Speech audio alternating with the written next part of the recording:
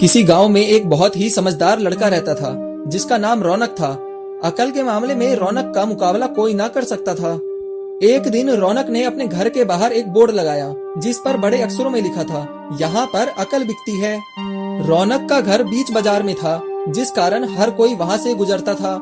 हर कोई वो बोर्ड पढ़ता, हंसता और वहाँ से चला जाता। लेकिन रौनक को पूरा विश्वास था कि एक ना एक दिन उसकी दुकान जरूर चलेगी। एक दिन एक अमीर महाराज का बेटा वहां से गुजरा। दुकान देखकर उससे रहा ना गया। वो अंदर गया और कहा, भाई यहाँ पर कौन सी अकल मिलती है और उसकी कीमत क्या है?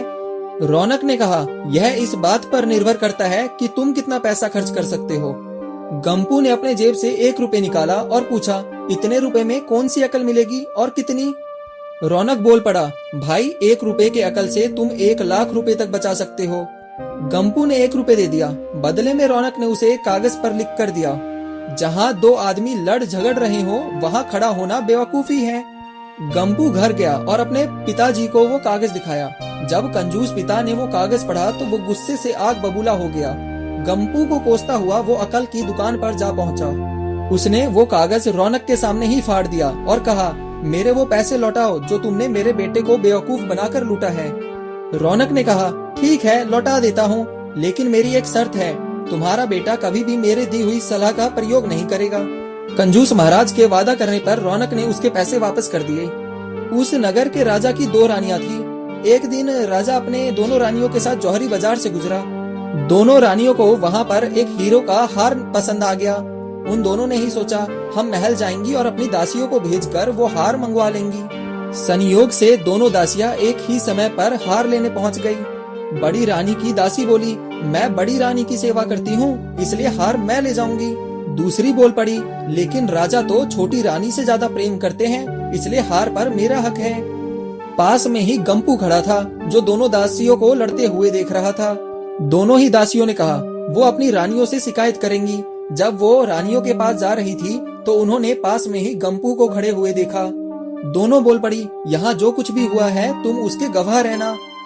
दासियों ने रानियों से और रानियों ने राजा से शिकायत की। राजा ने दासियों की खबर ली। दासियों ने कहा, गंपू से पूछ लो, वो वहीं पर मौजूद था। राजा ने कहा, बुलाओ गंपू को गवाही के लिए, कल ही इस झगड़े का निपटारा होगा। इधर गंपू परेशान, पिता हैरान। पहुंचे दोनों आखिर में अकल की दुकान। मांगी माफी और अकल भी। रौनक ने कहा, मदद तो मैं कर दूंगा, लेकिन अब जो मैं अकल दूंगा उसकी कीमत 5000 रुपए है। मरता क्या ना करता, कंजूस पिता ने कुड़ते हुए दिए 5000। रौनक ने अकल दी कि गवाही के समय गंपू पागलपन का नाटक करे और दासियों के विरोध में कुछ भी ना कहे। अगले दिन गंपू पहुंचा दरबार में और करने लगा पागलों जैसी हरकतें। राजा ने गंपू को वापस भेज दिया और कहा, पागल की गवाही पर कोई भरोसा नहीं किया जा सकता। राजा ने गवाह के अभाव पर यह आदेश दिया कि दोनों ही रानियां अपनी दासियों को सजा दें, क्योंकि यह पता लगाना बहुत ही मुश्किल है कि झगड़ा किसने शुरू किया। बड़ी रानी तो बड़ी खुश हुई, लेकिन छोटी को बड़ा गुस्सा आया। जब गंपू को पता चला कि छोटी रानी उससे बहुत नाराज है, तो वो फिर से अपनी सुरक्षा के लिए परेशान हो गया और पहुंच गया अकल की दुकान। रौनक ने कहा, इस बार अकल की कीमत पूरे 10,000 रुपए।